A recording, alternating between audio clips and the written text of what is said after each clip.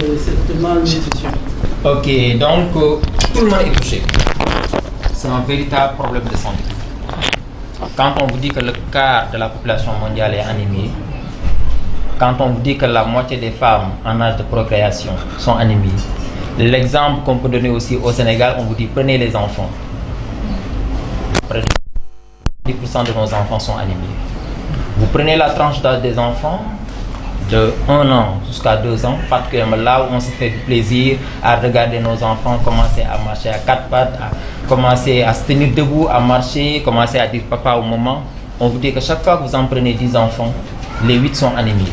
Vous allez dire que c'est catastrophique. L'origine, on peut avoir plusieurs étiologies, plusieurs causes. Et particulièrement, on pense que c'était juste certaines, c'est-à-dire que la mauvaise diversification alimentaire. Quand on dit diversification alimentaire, exemple, on dit que de la naissance jusqu'à 6 mois, l'enfant est sous allaitement maternel exclusif. À partir de 6 mois, on doit commencer à lui donner des aliments parce que le sein, le lait maternel seul ne va pas suffire. Et malheureusement, quand on commence à diversifier, cette diversification pose souvent problème. Ça, c'est un élément qui pose. L'autre élément aussi, c'est quoi? C'est les parasitoses, ce que vous appelez les vers. Souvent aussi, c'est une étiologie qui est là, qui est à l'origine de souvent de ce qu'on appelle les carences martiales. Entre d'autres causes, donc on peut vous en citer juste les deux. Les autres aussi, on peut en citer particulièrement ce qu'on appelle les enfants qui naissent avant terme, les prématurés. Les enfants de faire poids de naissance, qui naissent avec un poids qui est petit par rapport à leur âge. Ça aussi, c'est des choses qui sont là.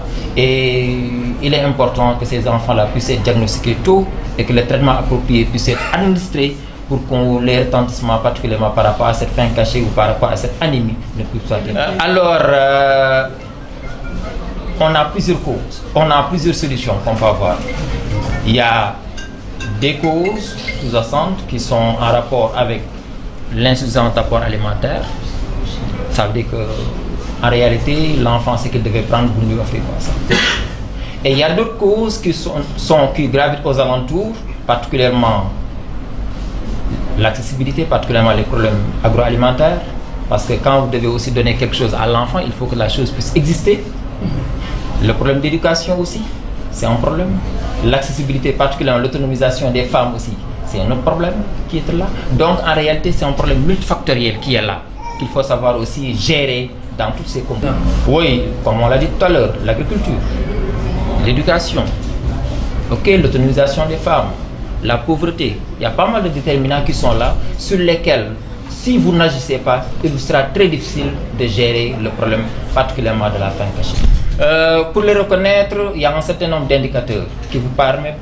Il y a ce qu'on appelle l'indice de faim cachée. Et cet indice de faim cachée, on se base sur 3 éléments qui sont très simples. Le retard de croissance, particulièrement, vous voyez un enfant qui ne prend pas de la taille par rapport à son âge. Vous avez aussi ce qu'on appelle l'anémie, qui est un deuxième critère. Et vous avez la carence en vitamine A. Ce sont ces 3 indicateurs souvent qui vous permettent d'apprécier, de dire en réalité, par exemple, dans un pays, dans un état, que la faim cachée est là.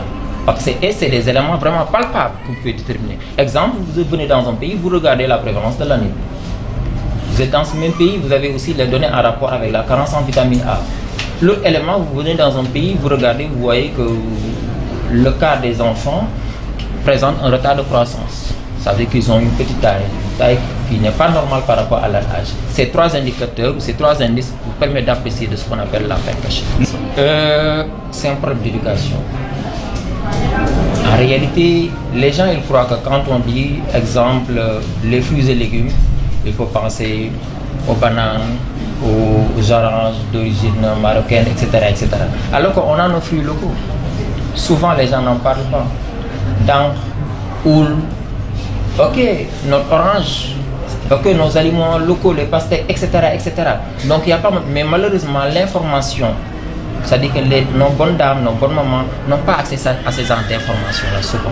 On ne les explique pas, on ne leur montre pas que souvent il y a des choses qui sont là, qui sont accessibles et qui sont très importantes pour le développement de l'enfant.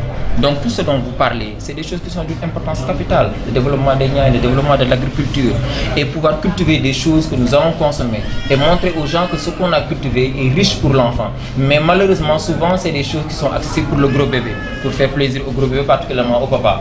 Alors qu'on sait que le grand problème, celui qui en a le plus besoin, c'est les tout petits, c'est les enfants. Oui, ça c'est capital. C'est-à-dire qu'il faut donner, souvent il y a un certain nombre d'informations que je dis, beaucoup d'informations que les bonnes mamans doivent avoir. Mais il faut que ce que vous leur donnez soit digeste et accessible aussi. Ça c'est capital. C'est-à-dire qu'il y a des choses, des fois c'est trop technique, alors qu'on n'en a pas besoin. Il faut donner des choses qui sont basiques, très simples. Vous expliquez à la mère, d'abord jouer sur la prévention. C'est-à-dire qu'on n'attend pas que l'anémie soit là pour régler les problèmes. On va éternellement continuer à être là, à investir de l'argent pour traiter un problème. Il faut savoir jouer sur la prévention. Et la prévention, ce n'est rien d'autre que aller voir nos petites sœurs qui sont en âge de procréer, les jeunes ados, faire en sorte de les supplémenter en fer. Tant qu'on ne l'a pas fait ou tant qu'on ne le fera pas, le problème ne sera jamais réglé. Vous les supplémentez en fer, le jour où elles vont être mariées, elles ne vont pas présenter une anémie. Elles vont mettre au monde des enfants bien portants qui vont être là avec un potentiel assez consistant et se développer correctement. Mais si on se retrouve, on vous dit que vous êtes dans un pays où la moitié de nos femmes en âge de procréer sont anémies, donc c'est dans l'ordre normal entre guillemets du terme qu'elles ne mènent pas une grossesse entre guillemets où ça va être normal parce que les prédispositions pour que l'enfant soit carencé seront là. Okay? Surtout si vous ne les supplémentez pas en fer.